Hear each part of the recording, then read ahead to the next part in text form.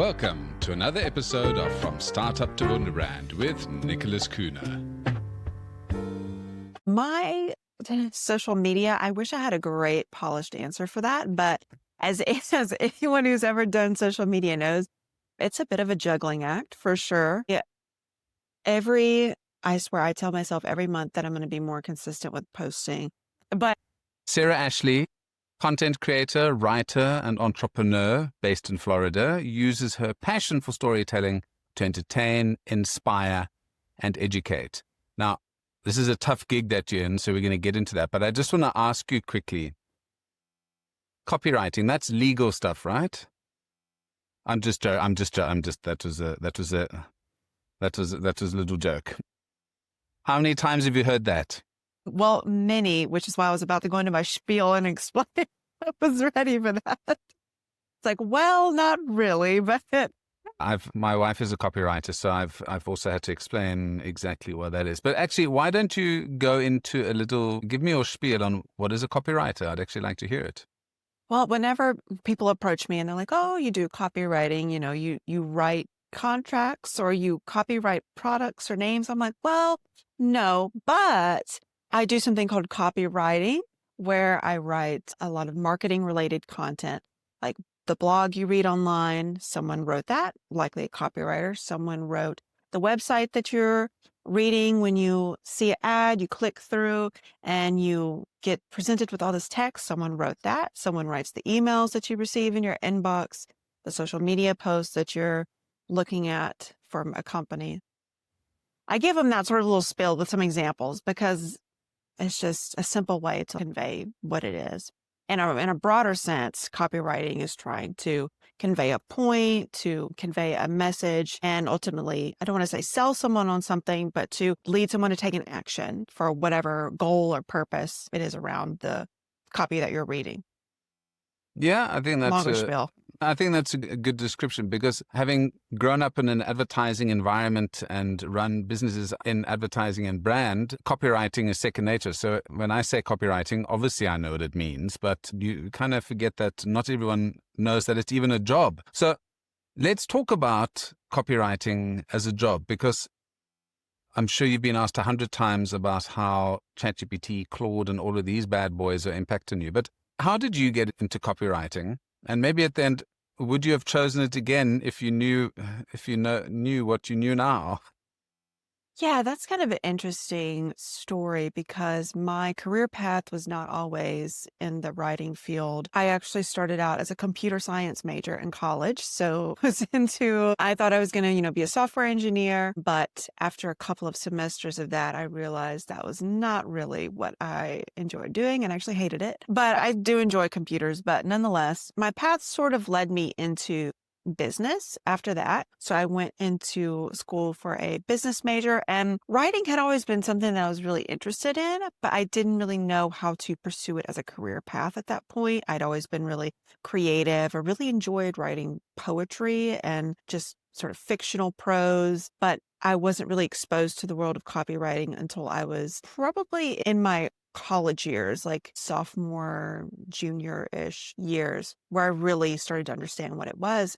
I realized that if I really wanted to make money writing, and I wanted to make money now writing and not wait for a book to get published and sign a book deal, then copywriting was like the no-brainer way to go to actually use those skills. So I started learning about it.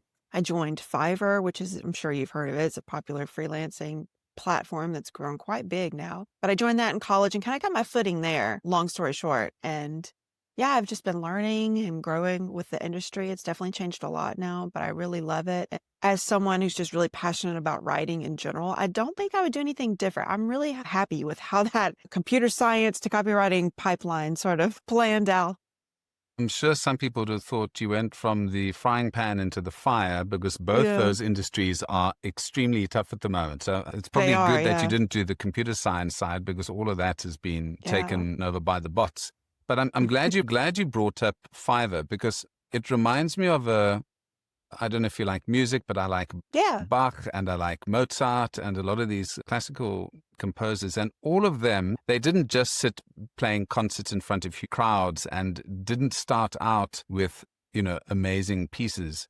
they gave lessons, they played at the local bars, the churches, and they played over and over and over and over hundreds and hundreds and hundreds of times before they got any good at their craft.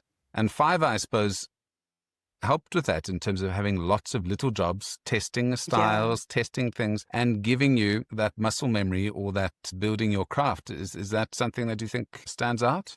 Yeah, I very much resonate with that. And at the beginning, when I first joined Fiverr, it was definitely many little gigs. A blog post for like $10, spending a lot of time on it, but I didn't know any better. I was a baby in the industry, and even as a copywriter. So it's so many small gigs. I've completed at least hundreds of gigs at this point on Fiverr. So it really just adds up. But every time, like you said, every time that you have one of those gigs, no matter what the scope or complexity or who's involved in it, it's a point for you to practice. It's an exercise and practice every time for you to build your craft. So definitely resonate with that. And I still use Fiverr to this day too. My dad is a writer as well, and he says that writing is a craft. It's something that you need to practice at, and you chip away and you get better and you learn your... Definitely. Yeah. Lots of practice. When it comes to copywriting, and I've mentioned the AI side, I've used it a little bit for writing and helping with the podcast in terms of summarizing things. So it's very good at summarizing, but it's pretty trash at writing brand messaging. It's pretty bad at capturing a person's personality or style of writing. I found that it doesn't do the personality and style. And that's so important when it comes to branded content, right? Mm-hmm.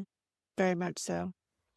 Kind of in the same vein with you, I do use it. I find it as a great assistant for brainstorming, or if I'm compiling information or just using it to help me research things. Definitely speeds up the process there.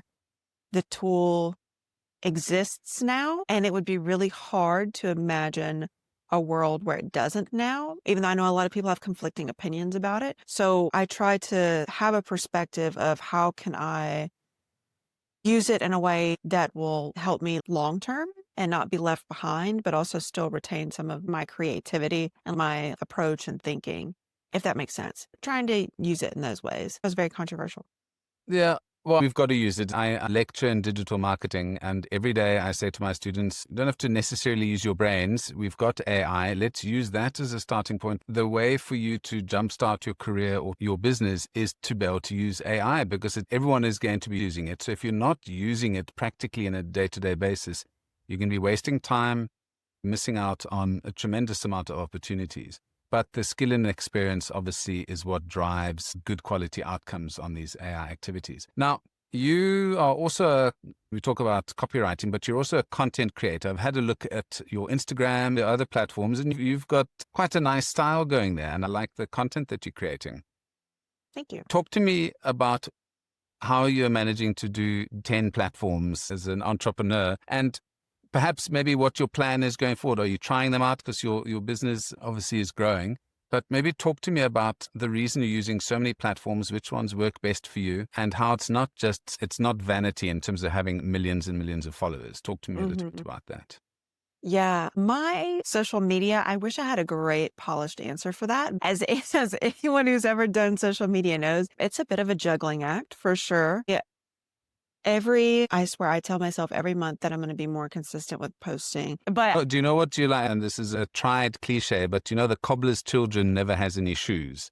And that's what us in agencies and copywriters have. We can create it for somebody else, no problem, because we're getting paid for it. But doing it ourselves is like, can't I pay somebody to do this? Yes, I swear it's really fun and rewarding once it's done, but it can be a little bit of a chore, especially if you're doing personal accounts and business accounts, and then everything else you have to do on top of that, right? So, but I would say my main focus, though, is, even though I do have many accounts, my main focus is really TikTok. And I want to be the person who uses Instagram regularly, but right now it's really TikTok. And I'm using Snapchat a lot for my personal content creator growth. And I have actually seen a good bit of growth there. I think it's a very underrated platform, social media platform. And in terms of business, I've been leveraging Reddit, actually, which is also a little bit of a underrated platform, but a lot of marketers are becoming wiser to the world of Reddit. So that could be an interesting discussion. But I'm also on Pinterest, but I don't use Pinterest as much as I should. Pinterest can be really great for video growth. Pinning video pins on Pinterest can be a great option. Yeah, TikTok's really where I'm at right now. I don't know. Are you on TikTok, Instagram? What do you On think? everything. Everything?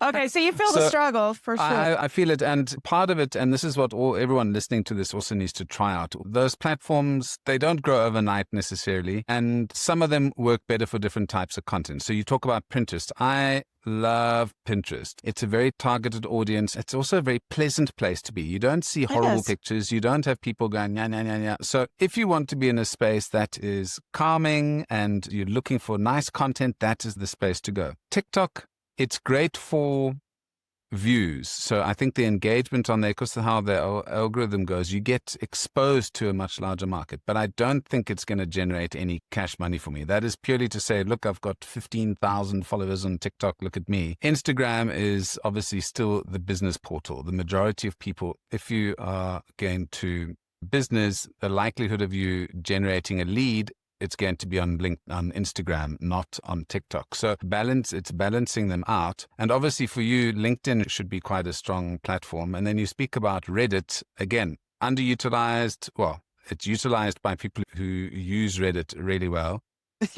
And it delivers good results because it's also quite text-based and people find exactly what they're looking for. So the problem with Reddit is that you have to be on it every day. You have to grind on there and you have to be very focused in on your target market. So again, these are all things that you know as a content creator. So you've got the experience and you're working on these channels. And I suppose for somebody who is wanting to run a campaign or run their content across multiple platforms, they kind of need somebody like Sarah who is going to be able to adjust the content and the where in the funnel or where in the customer journey the person is according to each of these channels, because each of them, as we've just discussed, has a different reason for being and is delivering a different kind of value. So maybe talk about, and I know you said you don't just do selling, but how communication on these different channels, you can utilize the same message across these different channels, but you can't use the exact same thing. Yeah. So, for example, I will create a script for myself for something. Let's say I'm creating a blog post for myself for my website. So, how I can repurpose that across different platforms is I can take out maybe one of the juicier bits of the blog that I could spin some type of viral hook around. And that'd be great for TikTok, for virality and for views, of course. And then I could take that same blog and cut snippets of it that make sense, sort of in a storytelling format, and spin that for Instagram carousels to match that sort of format. Because Instagram carousels are really, I don't want to say popping off right now, but I don't know. My Gen Z brain is like, they're really popping off right now. I couldn't give you anything better. I'm just saying. Yeah. So I would take that for Instagram carousels and really leverage the carousel virality that's happening. And then you could also take that same text and turn it into maybe an infographic or maybe something that's very visually pleasing and turn that into one pin for Pinterest, and then also repurpose the video you posted on TikTok for Pinterest so you could get at least 2 pins, probably 3 out of the one blog post as far as a Pinterest strategy too.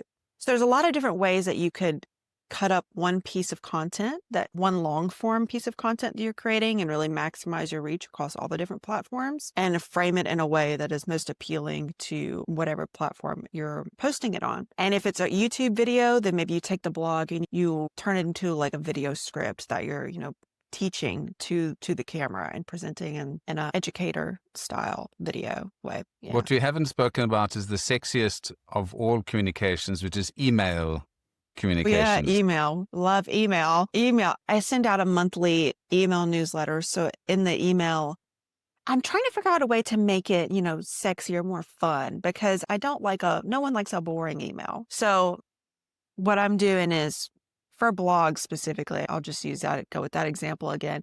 I have like a from the portal section where I'll link my blog content, and I'll have as seen on social media, and I'll put in some featured social media posts that link out to my accounts and then to other people's accounts. If I see someone else's really great post on social media, I'll link that in my newsletter as well because, spread the wealth. The more the merrier. Mm. People need information. I mean, I'm definitely experimenting with different ways to spice up the email Well, side of things. one of the areas where people need a lot of help is on the email sequencing or the sequence of emails. And I'm sure that's something you've done quite a lot with. And that is a pain in the backside. So that takes Yeah. time. And to write that, because I've done that myself, I'm like, oh no, it's so awful. Yeah. Having somebody to be able to take that from me would be so wonderful. There's just one last platform I want to talk to you about, and I want to see whether you have considered it or done anything on it, but that is Substack. I have a Substack, but Okay. not business related at all. It's purely a passion project, actually. Okay. Well, Substack's another one. And then obviously there's podcasts. Now, what got you into podcasting? And I mean, this is now taking valuable time, billable hours out of your day. Why did you decide to join Podmatch, and why are you doing podcasts? Podcasting or podcast guesting was never really something I was interested in until maybe a few months ago. It's a very new territory for me, but I decided to give it a shot because of a few reasons. Number one, probably the most obvious one, I want to connect with more people. Like we're having a conversation right now. I never would have known you existed, probably, unless I saw you on social media. I probably never would have known you existed unless I saw you on social media somewhere or fate brought us together in the real world. Podcasting, like we're here together. It's also great exposure for your brand and for yourself as a personal brand. As Sarah Ashley, I'm able to speak about things that are, in sort of my sphere in my world and share that with other people and get my name out there and share knowledge. So those are the main ones. And then also it's great practice just speaking to people. And it's great practice formulating your ideas, thoughts, and just speaking, because speaking is also another thing you have to practice. It's also a skill. It can be very natural, and it is like for right now it's natural, but there's a certain level of practice that comes with it where you can become an even greater speaker. So that's the ultimate goal too. And you're going to be able to repurpose this content across Yes. multiple channels as well. So Yes. It's a win-win. And just a spoiler for everyone, I didn't give any questions in advance to Sarah's. No. Everything has been off the cuff. So good job, Sarah. You haven't stumbled yet. Phew. Now, for folks who want to get in touch with you, and because copywriting and connecting people with great partners is about a vibe fit. And who do you like? What type of client do you like working for? So that's one. And then we'll give the details of where folks can get in touch with you. I love working with practical dreamers. So that is the type of person who has the big creativity to dream it and envision it, but also the practical side of knowing that things need to get done in order for it to come to life. And there's going to be some action behind it. So a little bit of that personality. And I've worked with so many practical dreamers and I love it. And it's just a wonderful time. Me helping bring their ideas to life and us collaborating and vice versa. That is quite rewarding. And let's see, where are we going to send folks? You can actually find me on social media.